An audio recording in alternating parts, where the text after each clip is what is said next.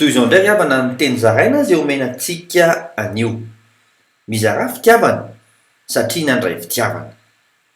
akaraky ny abetsaky ny fanehom-pitiavanao olony any Kristy no abetsaka ny famelan-keloka azonao araka ny voasoratra ao amin'ny filazantsara ny Lioka toko fahafito andimy fahafito amby efapolo amin'ny anaran'i Jesosy hoe ary amin'izany dia lazaiko aminao voavelany ny elony be fa be fitiavana izy fa izay voavela tamin'ny kely dia kely fitiavana misaora azy tamin'izay fitahiana nomeny anao araka ny voasoratra ao amin'ny Salamo fahatelo amby zato andimy faharoa amin'ny anaran'i Jesosy hoe misaora any Jehovah ary fanahaiko ary aza misy adinonao ny fitahiany rehetra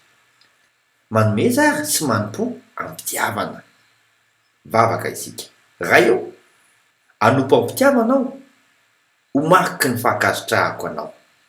amin'ny anaran'i Jesosy Kristy velona avy any Nazareta amen mandra-pioana tompoko.